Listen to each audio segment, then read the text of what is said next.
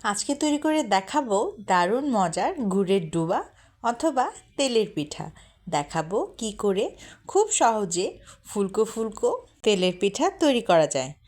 অনেকেই এই ফুলকো ফুলকো পিঠেগুলো বানাতে অনেক হয়রানি পোহান, তাই তাদের জন্য আজকে দেখাবো ঝটপট খুব সহজে কি করে এই মজাদার পিঠাটা তৈরি করা যায়। তবে চলুন শুরু করা যাক।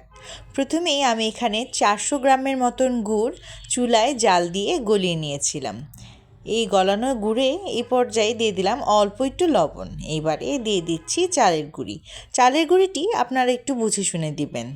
এখানে আমি যেহেতু মোট 400 গ্রামের মতন গুড় ব্যবহার করেছি, সেক্ষেত্রে আমার প্রায় 1 কেজির মতন চালের গুঁড়া লেগেছে।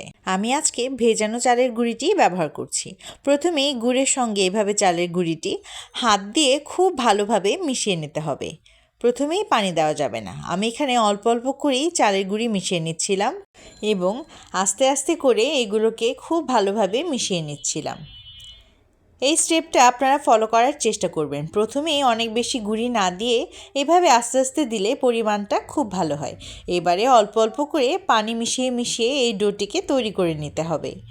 একবারই অনেক বেশি পানি দিয়ে দেবেন না, কিন্তু আস্তে আস্তে করে পানি দিয়ে দিতে থাকবেন। আমি এখানে নর্মাল টেম্পারেচারের পানি ব্যবহার করেছি, কোনো গরম পানির প্রয়োজন পড়বে না। এখন দেখবেন মিশ্রণটি এই ধরনের কনসিস্টেন্সি ধারণ করেছে, তখনই বুঝবেন এটি তৈরির জন্য একেবারে রেডি। এবারে একটি কড়াইয়ে অনেকখানি তেল নিয়েছিলাম গরম করে নেওয়ার জন্য। তেল গরম হয়ে আসলে একে একে দিয়ে দিচ্ছি পিঠেগুলো। আমি এখানে একটি স্টিলের কাঠি বা শিক ব্যবহার করছি। এটি যে কোনো দোকানেই আপনি পেয়ে যাবেন, অথবা আপনারা চাইলে শাসলিকের স্টিক দিয়েও এই পিঠেগুলো তুলে নিতে পারেন। খেয়াল রাখবেন তেলটা কিন্তু ভালোভাবে গরম হয়ে আসতে হবে, নয়তো পিঠে এরকম ফুলবে না। তেলটা ভালো মতো গরম হয়ে আসার পরেই কিন্তু একে একে করে সবকটি পিঠে আমি বানিয়ে নিয়েছি।